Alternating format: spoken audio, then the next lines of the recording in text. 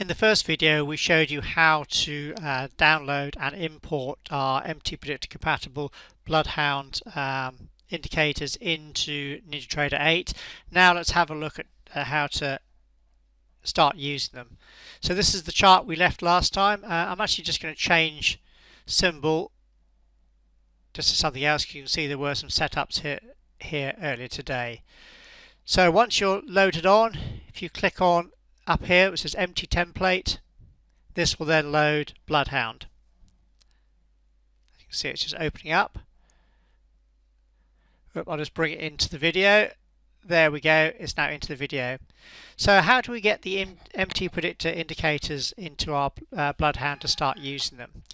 Well, it's by use of solvers. Can you see this item here? With a drop down called solvers. We click on this. The solver we tend to use is called threshold, because our MTPredictor indicators output a numeric value depending on what the setup is, so we're just looking to see whether that is above or below a threshold. You'll see what I mean in a minute. So if we just click on threshold, that opens a little box here. What you can do is you can change the name of it if you want to.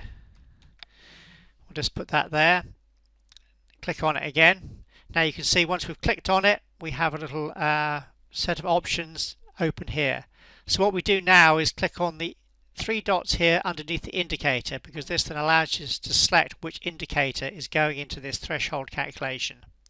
So if we click on this, it will then bring up another box. Just give it a couple of seconds to open up. Oop, it's done it on another window. I'll just pull that in, and here it is. So this is what we're looking for. Do you see what comes up? There's our MTPredictor options there underneath that menu option there. It is not, I'll repeat, not the ones further down. So if you scroll down here, can you see this? There's these ones here. It is not these ones, okay? These are our standard MTPredictor tools, and they are not available in Bloodhound. So if you try and use these, this will not work, okay? So do not, I repeat, do not scroll down to find our tools here. These ones are not compatible and will not work. You have to have the ones underneath this menu, this option here. If this option here is not here, it means you haven't installed our Bloodhound compatible indicators, and you need to go back and view the first video and see how to install them. Remember, they're completely separate from our normal MTPredictor tools. It's a completely separate installation. Again, that's for technical reasons why we've had to do it separately. So this is what you have to do. Click on the plus there, and then you can select which ones you want there. Again, if you can't see these ones here, it means you haven't installed our MTPredictor Bloodhound compatible indicators for our compatible indicators. It means they're not installed, so you have to go and install them. So once you can see these, let's just double click on the analysis, and it's quite easy from here. We have tick boxes that allow you to select which particular setup you wish. It's the same for our Elliott waves. If I click on our Elliott waves, it's tick boxes here, so you can select whether you wanted a wave 2, a wave 4. You know, it's quite easy as well. Just go back to the first one, so you can untick some of these if you wish. So if you only want to look for TS3 setups, or let's just leave them all on. So we've left them all on. Underneath the int series here, setups, long and short, these are the ones you want to leave ticked as well, because this gives you the output. So as you can see, this is really easy indeed.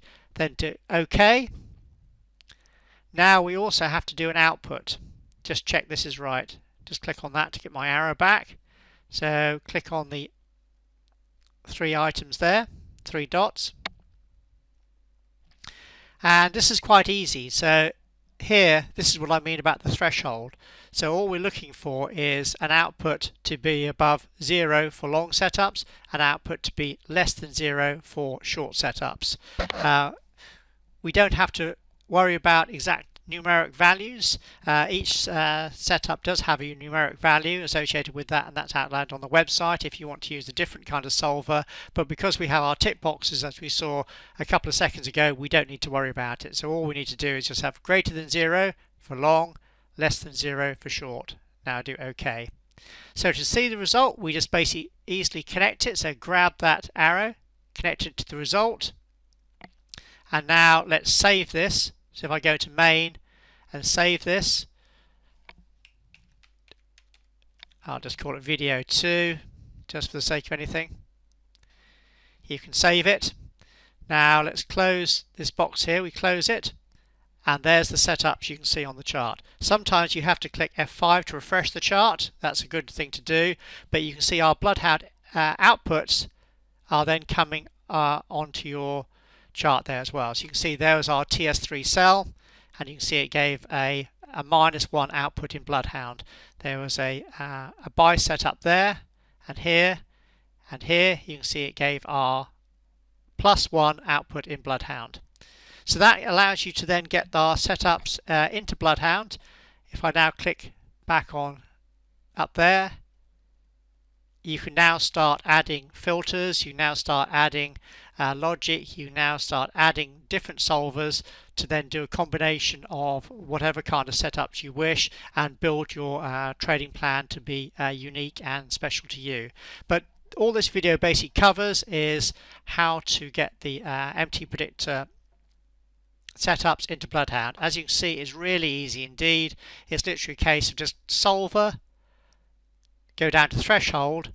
Once this appears, you then click on the 3 dots there, use our MTPredictor selection at the top. Again, do not, I repeat, do not scroll down. Do not scroll down and use these ones. These are not going to work. So these ones are our standard MTPredictor tools that are not compatible with Bloodhound. So these ones will not work. You have to have these ones showing here. If they're not here, then you need to install as outlined in our first video. Then really easy, select which ones you want, do your tick boxes, and you're good to go from there. As you can see, it's really easy to get up and running, and from here on in, you can then start to build your system, your filters, and basically design a system that's unique and fits in with just how you want to trade yourself and meeting your own trading objectives.